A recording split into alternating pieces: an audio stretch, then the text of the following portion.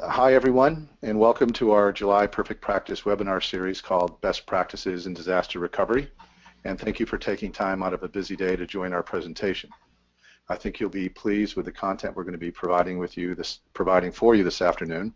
And there are a couple of quick housekeeping items for you just before we get started. We're going to save the formal Q&A until the end of the webinar. But if you have questions that come up during the course of the presentation, please go right to your control panel and type in the question then while it's still fresh in your mind, and we'll be ready to read off the questions at the end of the event. So if you have a question, please type it right in and we'll save it for you to the end. This webinar is being hosted by EHR Integration Services, who I'm sure you're all familiar with as clients of EHR Integration. Craig Luce and Jamie Steck are typically involved as webinar moderators. However, Craig's at a client meeting this afternoon, and Jamie's on vacation, so I'm filling in as moderator for today's webinar. My name is Jay Mangiacaro, and I have, I have responsibility for marketing for EHR Integration Services and also for our alliance partners, including National Physician Services and Bite-Sized Solutions. Presenting today, we have Brian Graven, who's the CEO of National Physician Services, or NPS, one of our Perfect Practice Alliance founding partners. And also with Brian behind the scenes will be Mike Brown, who is part of Brian's management team, and he's the in-house disaster recovery expert, so there may be some technical questions that may be shifted over to Mike Brown when we get to the Q&A. You may have seen our press release a few weeks back where we announced the formation of the Perfect Practice Alliance, which is a strategic partnership between EHR Integration Services, National Physician Services, and Bite-Sized Solutions. And we've worked closely with one another over the past several years and recently decided to make our business relationship a bit more formal so we can jointly introduce our products to the market. So one of the benefits of the alliance is we now have a more diverse suite of products and services to offer clients that covers the entire physician practice continuum from front desk to clinical exam to back office.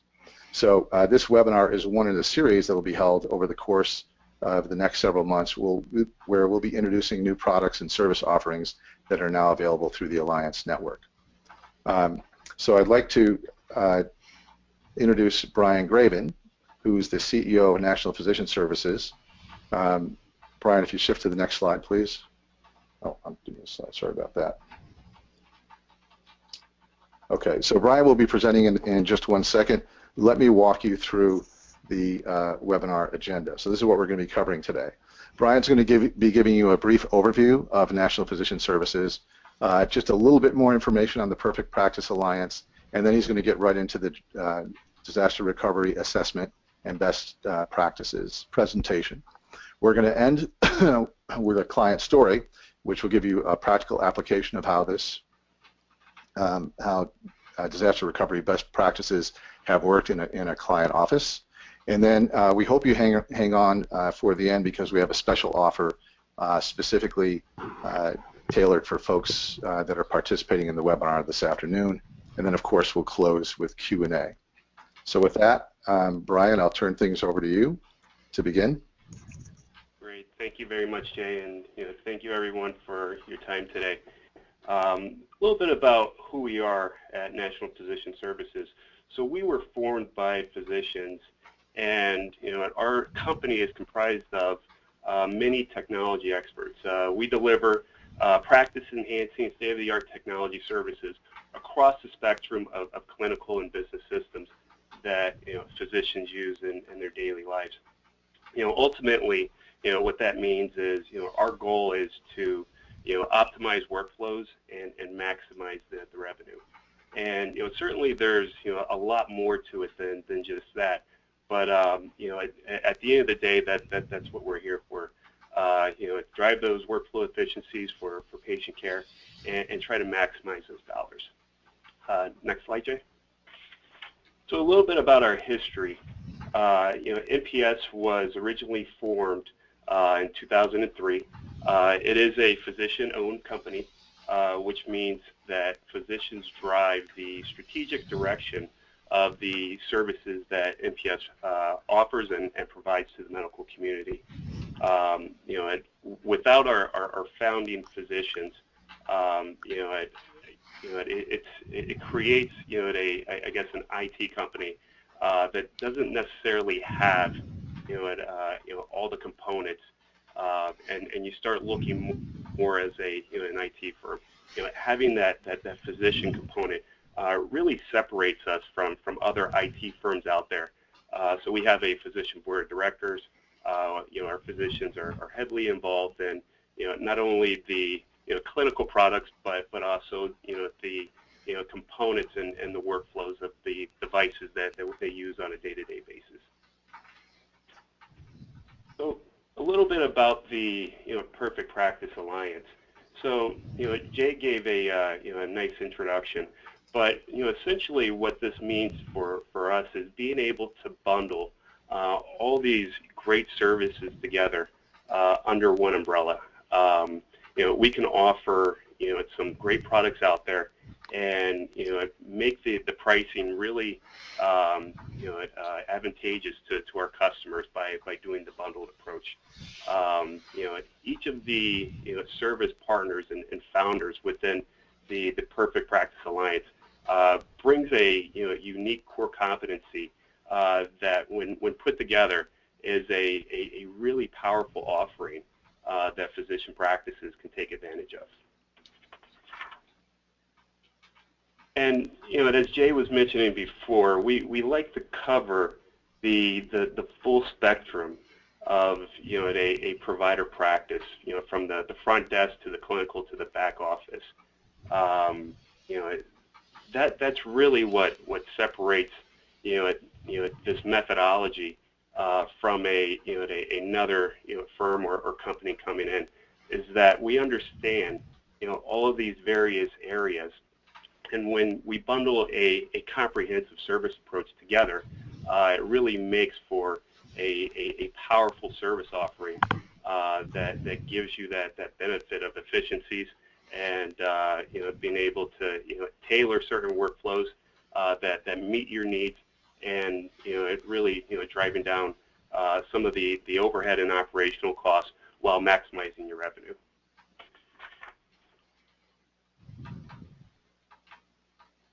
So before we get into the disaster recovery best practices, I'd like to give a quick overview of NPS service line.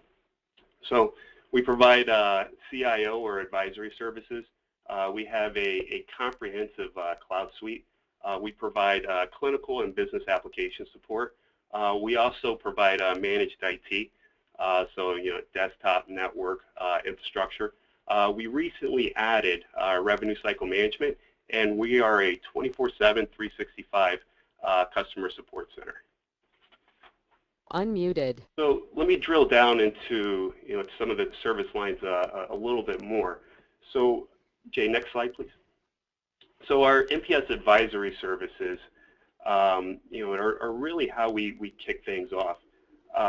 Being a CIO for many years, we've been able to really cultivate the planning and the IT governance that not only works in our region, but transform that consulting offering on a national scale.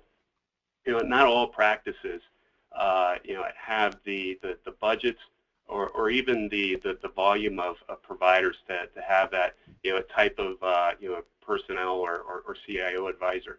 So we come in on a advisory basis, and we can augment some of those high-level roles that you may need. We also have experts in each of the following disciplines: compliance, auditing, security. We're talking a little bit more about our cloud and infrastructure services, but we also do a great job with application support, project management, vendor management, procurement. We get really competitive pricing on not only the system side, but also the hardware side. And we also have clinicians and support staff that do training, education, and obviously the support we provide.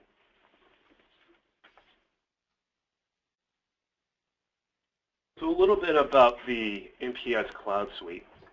So we created a cloud solution that provides providers with very robust capabilities, scalable, It's HIPAA compliant. Everything that a practice would need if you were to decide to go into a cloud solution. We've been doing this for about 2 years now. We have tier 4 data centers, tier 3 data centers to accommodate the needs and the resiliency that healthcare providers need. These data centers are staffed with engineers that have healthcare technology experience, so very familiar with the upgrade process of at Allscripts, GE, and other EMR and practice management vendors out there.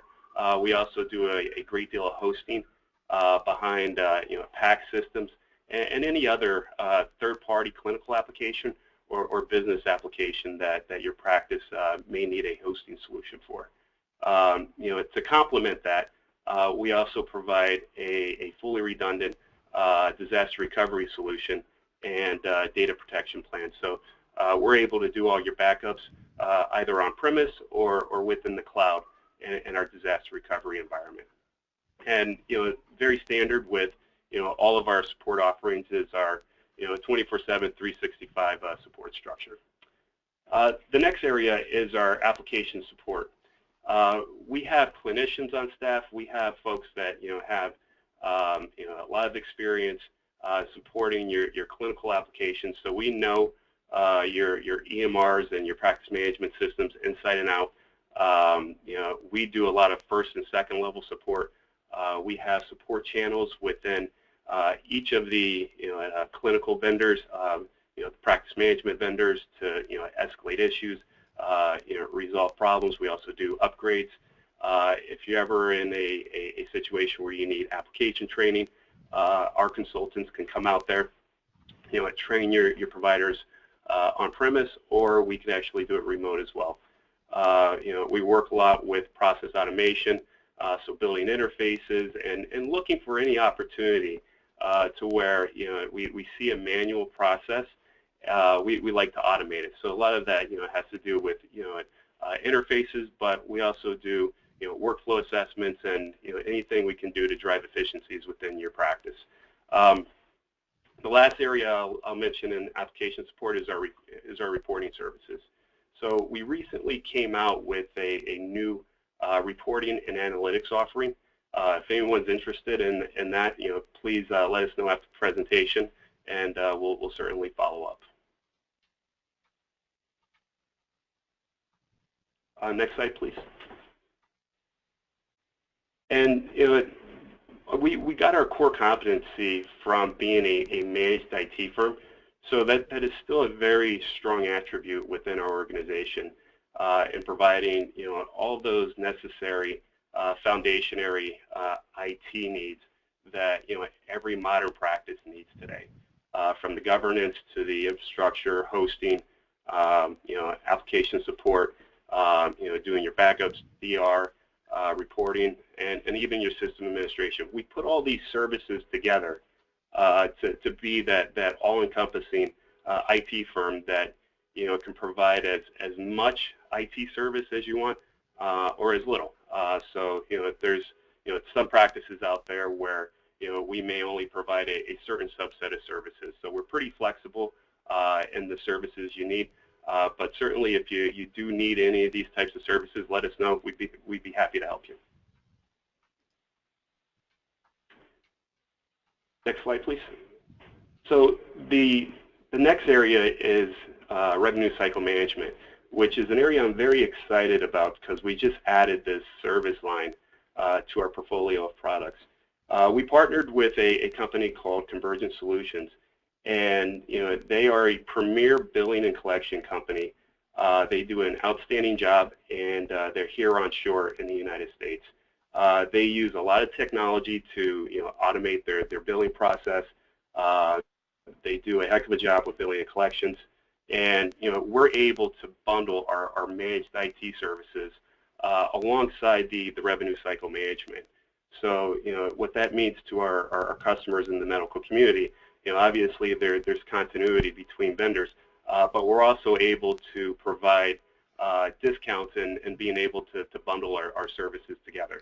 So if you need any revenue cycle management services, please let us know. We'd love to talk to you more about that.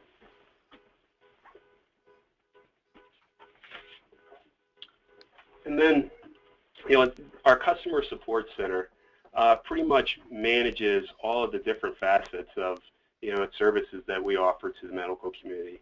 And, and again, we're a 24/7, 365 support shop. Our support does not stop after business hours. We are, live and ready to help at all hours of the night.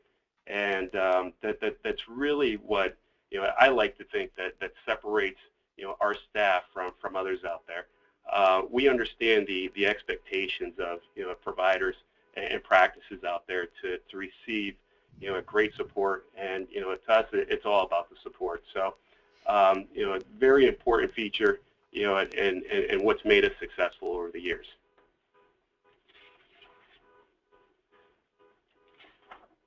So now I'd like to dive into some of the disaster recovery best practices. And,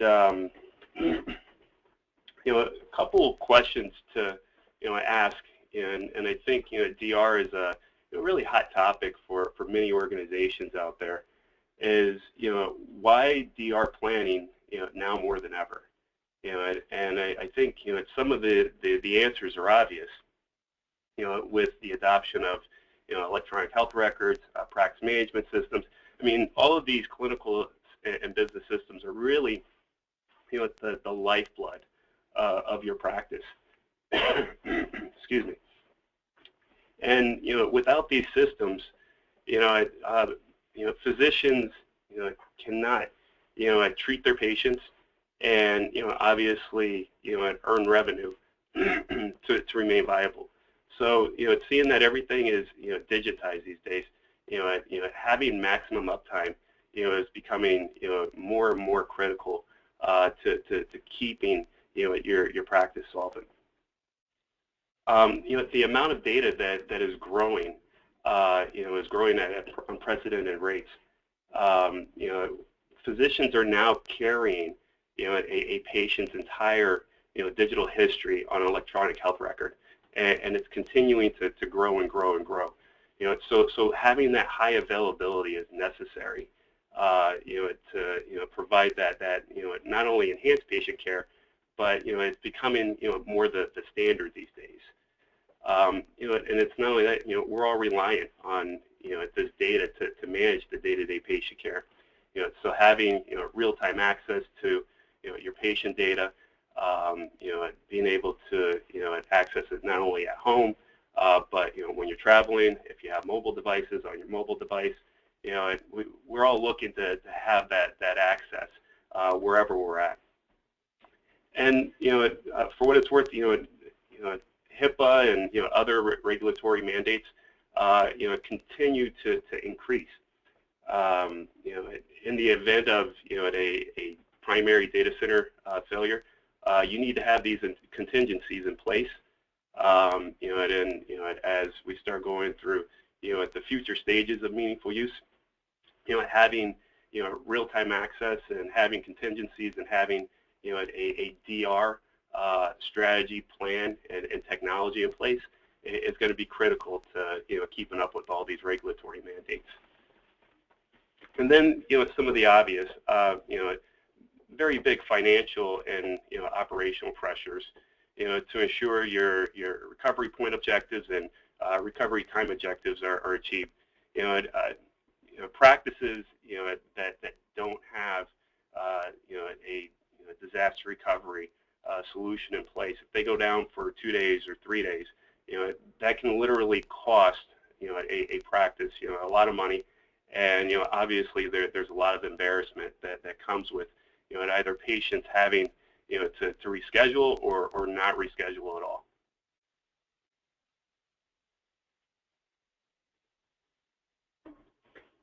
So when we started going through our assessment of putting together various steps to become DR efficient and going through the whole process, we came up with 7 steps to become, DR prepared, so to speak. We started off with an IT assessment. The second was a risk analysis. We have a DR coordinator, assembling the plan, testing the plan, documentation, and maintaining the plan. So what we'll do is we'll go through each of these 7 steps in a little bit more detail.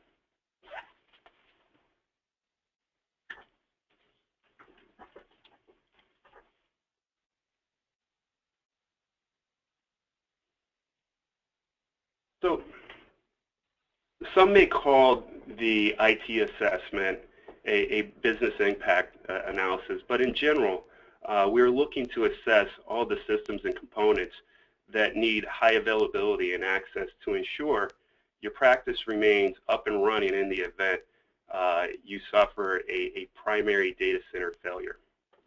So some of the things you need to identify are what systems are critical to your practice.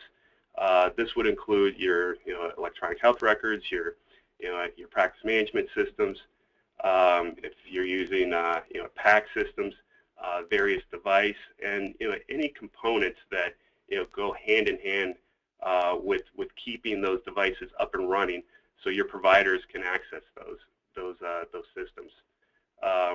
Some of these points of failure we'll talk about is either servers, networks, storage arrays, even some of the virtual technology you have in place.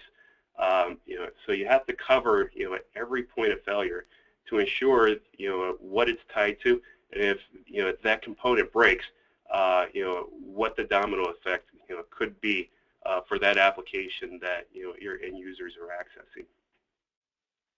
How the technology is being used and what functions.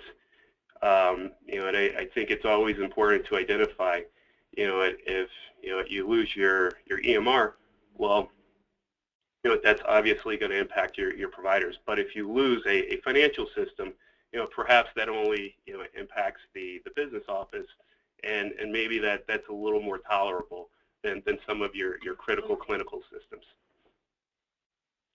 Another area is where is the technology being stored, and what's it being used for? How's it managed?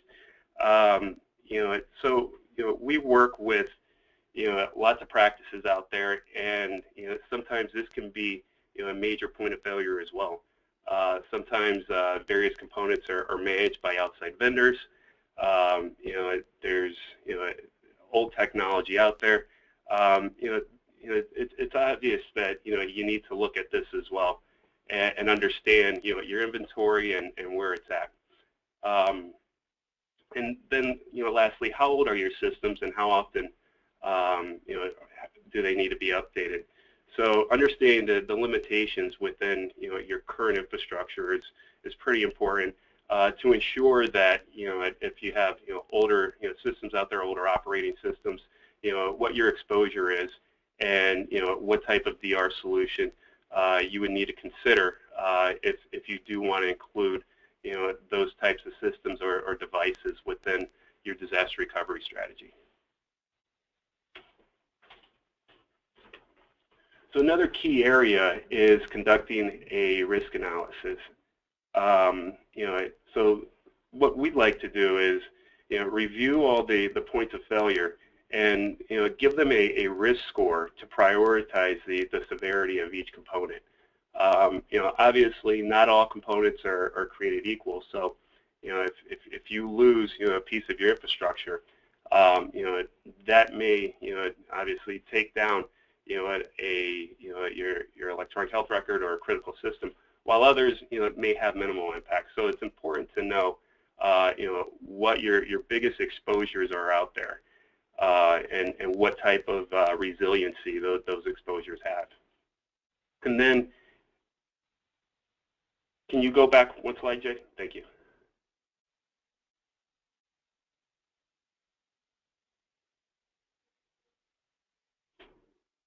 And then what would be the business and clinical impact of a data disaster?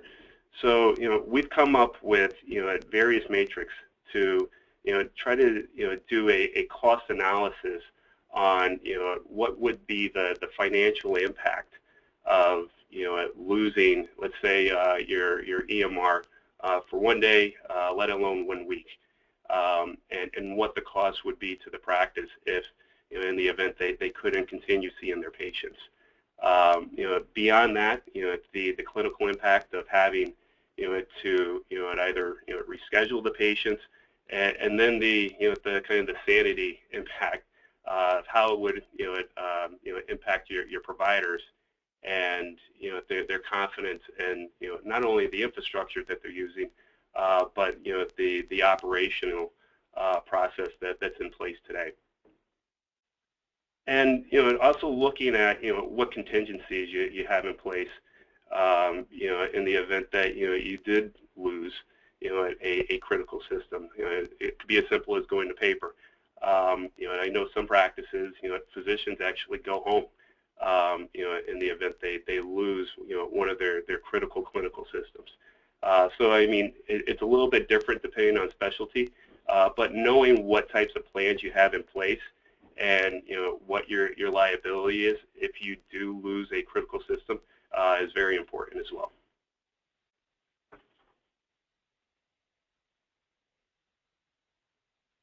So now that we've gone over the risk analysis, now it's time to really dive into, how you initiate a DR process and plan.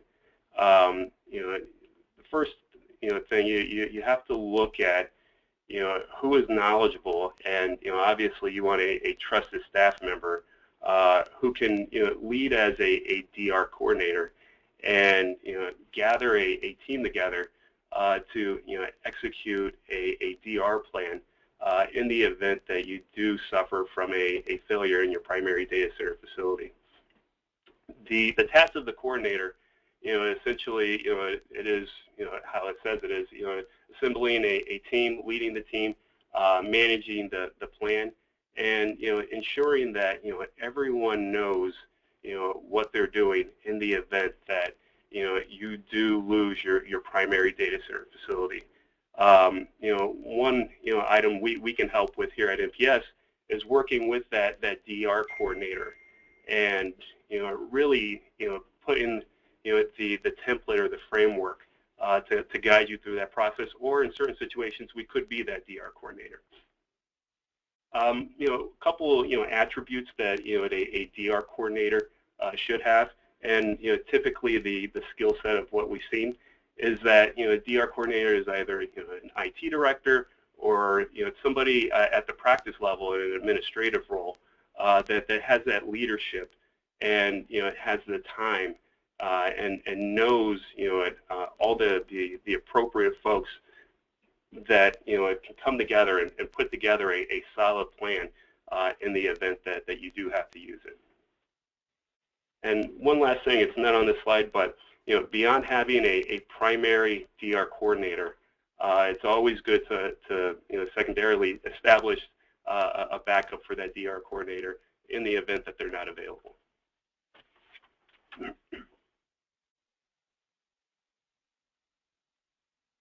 So, now that you have your DR coordinator in place, it's good to understand, what your goals are with your disaster recovery. List all the, qualitative goals, impact on patients, providers, the staff, and what your objectives are as well in getting the system back up and running. So, that's your RPOs and your RTO baselines. So you do have, your system going down. Is it acceptable for it to be down, for a half hour or 15 minutes or, 2 hours? So, understanding, what those benchmarks are and what those guidelines are will help to, establish the goals and the target that you need to work towards when creating your disaster recovery plan. One other thing is, certainly, the more complex and the more regimented the plan, usually the budget goes up for that as well. So, obviously, you always want to get the most bang for your buck, but, budget considerations always come into play as well. And then, the required steps to achieve the goal. So, essentially it's creating that project plan, and being able to see that plan through from the implementation phase to the execution phase, all the way to the end, and having clear roles and responsibilities within the team, and and obviously that timeline that you work towards. So then, once you have the plan, the plan's great, but you have to test that plan out. We schedule disaster recovery drills on a quarterly basis. As new staff comes in, as existing staff is there, we want to make sure that everyone's up to speed. They know if there's any different changes, or sometimes people forget. So you got to continue to train. And for situations like this over and over, as you go through the testing process, identify any deficiencies. This plan, it continues to evolve, so make changes as necessary. If new risks, come up, you look to mitigate those risks, and you just continue to adjust the plan. And then ultimately, what you want to do is you want to conduct a mock disaster recovery. So there's two sides to this, and we've accommodated both. So in most instances, what we'll do is we'll schedule a mock disaster on a weekend, and what that includes is failing over to a test environment. But for some practices, we've actually helped them fail over their live systems. Certainly there's a little bit of risk involved in either scenario, but the good thing is it worked flawlessly in either case. But and I know a lot of practices out there would probably rather do a test environment versus a live production environment, and obviously you also want to do it over the weekends.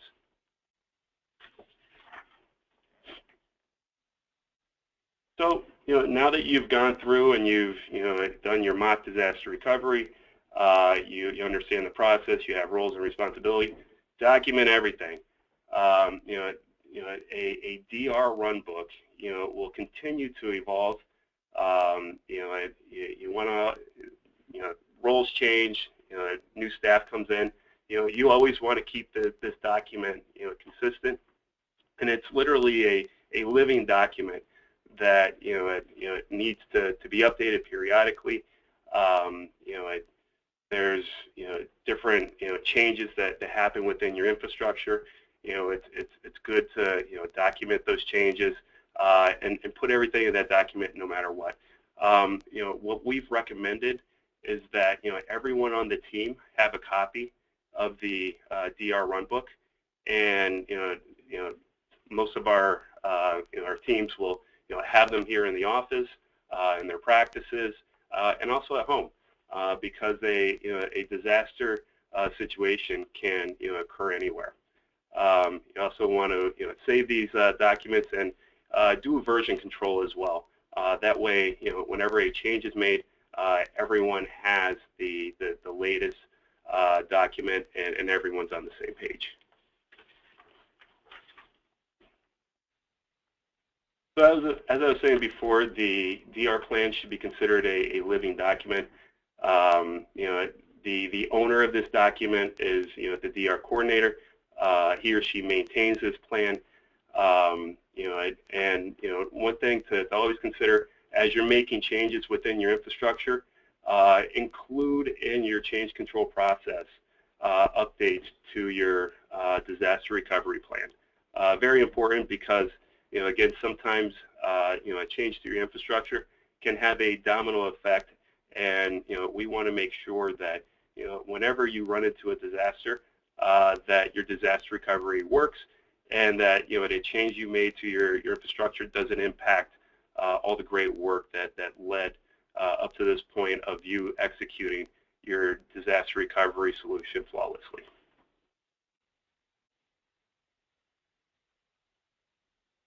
So NPS does offer managed hosting and a disaster recovery solution. Since we are healthcare centric, we have really tailored our solution for hospitals and medical practices out there. It's fully HIPAA compliant. We support many of the clinical and business applications that are common amongst practices today. All of our data centers are healthcare certified. Again, we're a 24/7, 365 customer support center. We also provide a great deal of monitoring for all your infrastructure components and applications. So, we actually find out that there may be an issue before you do, and we're able to triage those issues and get to them quicker. We have virtual server solutions, so we are a certified partner of VMware. All of our products, our hosting, our DR solution, it's all backed by performance-based SLAs. We have some of the highest uptime guarantees in the business. All of our infrastructure components are N+1, fully redundant. We provide also automated backups. We can provide backups again on premise, or we can even do in the cloud for you. I know a lot of practices struggle with that nighttime window and all the processes that need to happen overnight in the production environment. We can offload a lot of that and do that into the cloud for you. And again, we are a VMware certified partner. So beyond the virtualization suite, we also resell vCloud Air on the hosting and disaster recovery side. So another component of where we're experts at is performing risk analysis. We do several cloud risk analysis. We would provide a very structured report. We can take you through the entire process to make sure that your infrastructure today is HIPAA compliant. And as you start your journey into either a hosted solution in the cloud or decide to take up the disaster recovery solution, we can make sure that your data is protected and it's compliant within the cloud infrastructure. All of our services are certified and assured, and we also can do that on-site risk analysis for you within your practice.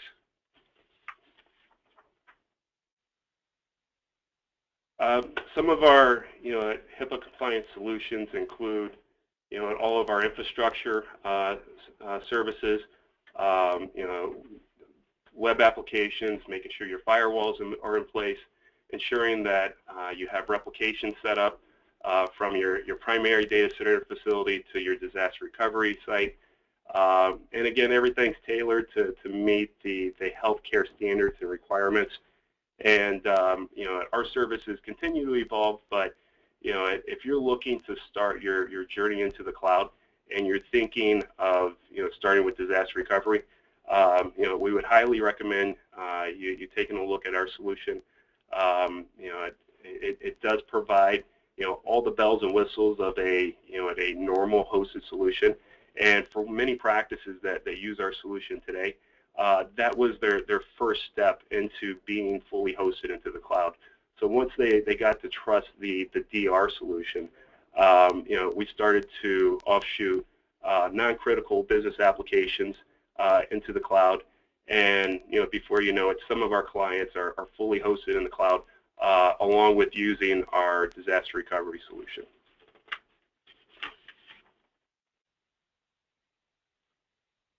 So I want to drill down a little bit more into our disaster recovery safety net offering.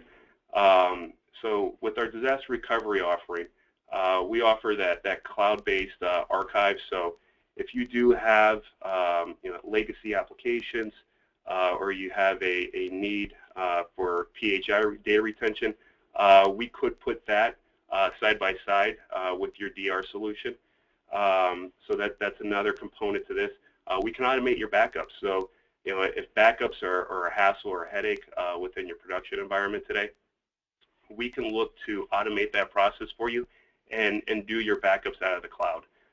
We provide, obviously, the disaster recovery and replication from your primary data center facility, or if you're on-premise hosting, we can do that for you as well. As you start to evolve, by bringing in new practices, the DR solution covers multiple locations, multiple providers, so it is very scalable. And as you continue to add on new providers, and your data does start to grow, this is a incremental growth model.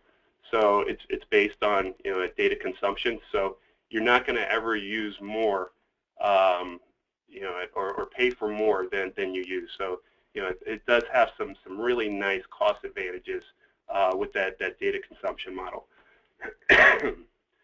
We also conduct all your failover testing. So we would do testing on a quarterly basis. We would do a bubble test, or we can do the schedule for the full DR test along the weekends. And we also specialize in cloud migration services. So taking your existing infrastructure and moving that infrastructure into the cloud. Those are all services that we have a great deal of expertise in. And along with that, we could also provide all the technical services to set your organization up with disaster recovery services as well. So it's really that all-encompassing, not only a cloud hosting approach, but also disaster recovery model as well, where we walk you through the process, we manage the team, and we also provide the technology to set you up with the solution.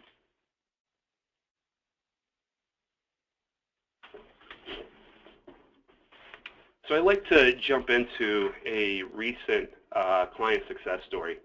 So one of our practices that we support in the medical community is Connecticut Multispecialty Group. Decent-sized practice, 130 physicians, 15 locations, and they decided to make that transition to start that journey to the cloud by using the disaster recovery solution that we offer. Like many practices, they were forecasting a lot of capital expenses, not to mention a lot of personnel time to put a disaster recovery solution in place. And Jay, if you go to the next slide, please.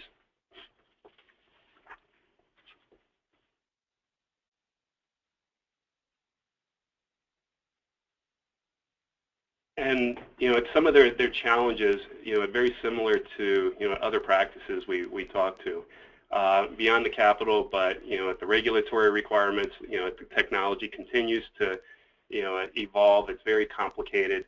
A lot of updates to applications, operating system upgrades. They did experience downtime, which was certainly very costly to them. And beyond the cost component, just the increased dependency on data for patient care and their providers being able to access that data from everywhere. I can't stress that enough. How important that was for them. To have real-time access, 24/7, 365, all the time. It's such a critical component to them, delivering optimal patient care. And beyond that, they were also growing as a practice. So they're in the midst of merging with another practice of 100 doctors, and their current environment really didn't scale with the infrastructure they had today. And we were able to start that path so they could build that scalable model for any mergers or acquisitions of new practices that they were bringing within their organization. So the results were outstanding. So they did have a DR solution in place when we originally initiated this project, and we were able to cut down their system downtime from 1.5 days to less than 1 hour for their recovery time objective. And data loss, able to cut that down by 1 day to less than 15 minutes. So very important wins right there, and proving the power of this solution. it just a lot better than what they had less than a year ago. System infrastructure, we implemented a N+1 model. So in the event that they did have a failure within their production data center facility, they also had resiliency there as well, so they didn't have to cut over into that disaster recovery solution. Upgrade time. We did a lot to enhance the upgrade time just by processing speed and going through the NPS process. But beyond that, we also provided them with a read-only environment, so their providers had access to their clinical information while going through an upgrade over a weekend, and that continues to be it's something that they talk about a lot, and a great benefit to CMG. IT resources, they're able to reallocate resources to different projects and let us worry about the infrastructure headaches and setting up the seamless plan for them. And then the cost savings was outstanding. So they were able to save over $225,000 over a 3-year period by implementing the cloud suite that we provide versus trying to do it on their own and not necessarily knowing whether or not they would have been successful in doing so.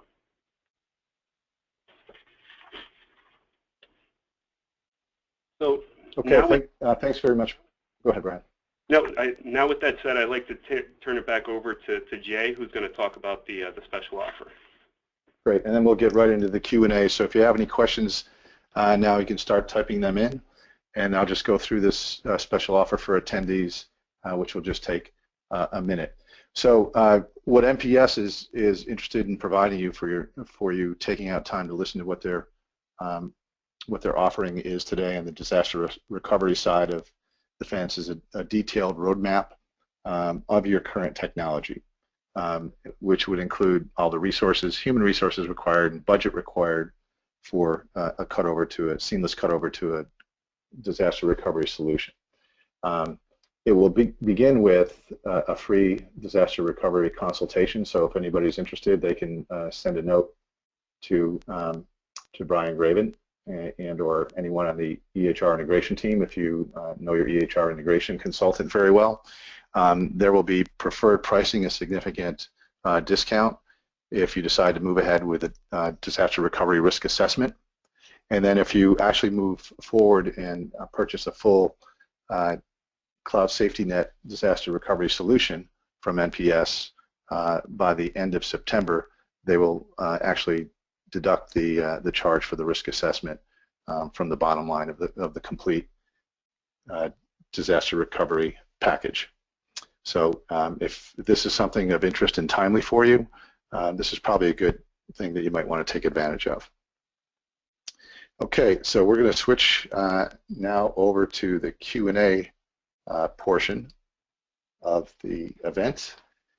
And we had a couple of questions come in the midst of the conversation here. So first one, Brian, they wanted to know where your data centers are located. Sure. So we have multiple data center facilities spread all throughout the United States. Depending on your geographic region, we have data centers in the Northeast, down South, West Coast, Midwest. So it would vary, but we have multiple options. And once again, all our data center facilities are Tier 3 and Tier 4. So some of the best data centers in the business. Great. Okay, another one is if we were to sign up for your services today, how long would it take to migrate to your cloud solution? So that can typically vary, but what we've seen is between a 3 and 6 month period. Why it varies is depending on what the tolerance level of downtime, I guess, to begin with. A lot of the work that we do to migrate a practice over to the disaster recovery solution is done after hours and on the weekends. So all of that needs to be a coordinated effort. So it does vary a little bit, but I would estimate between 3 and 6 months. Okay. Here's another one about comparing, how does NPS solution compare to other solutions like Vital Center that some practices use as an insurance policy? That's actually a great question. So I consider some of the other solutions out there to be more contingency solutions. As long as you have access to the internet, and we can go over multiple ways of how to make that happen. You can get at your full patient chart. Your providers can use the application in the disaster recovery facility seamlessly. And then when we're ready to cut back over to the production environment, we can make that cut over. But the end result is they have live access to the application, and they're using it, and they don't know any different whether or not they're using the production application or the one that's hosted in the disaster recovery data center facility. So those contingency solutions are certainly good ones. But this is real data, real application, and I think at least from our perspective, what we've heard from our clients, probably the best that it could be in the event that you lose your primary data center facility. Okay. Let's see. Are there any more questions out there? Wait just another minute. This looks like a follow-on question, Brian, coming in from the one you just answered. Can you give a ballpark estimate of the expense of the NPS DR solution versus the Vital Center option? Well, I will say that the implementation services, depending on that, it would probably be a little bit more than a contingency solution. But once it's up and running, the solutions are very comparable in price. So if you're receiving any type of pricing now from a contingency solution, we'd love to provide you a quote and see how competitive we are with a fully operational clinical application that your providers can use in the event that you do lose your primary data center facility. Okay. I'm waiting to see if there are any more questions here. We're coming up on the top of the hour. No, it looks like that is it. I want to once again thank everybody for taking time to participate in our webinar today. Within a day or two, we'll be sending out a follow-up with a link to the recording of this webinar, and also we'll highlight the offer again if that's of interest to you. And there'll be another webinar scheduled in another month, so keep an eye out for an invite to that, and we really appreciate your time. Take care.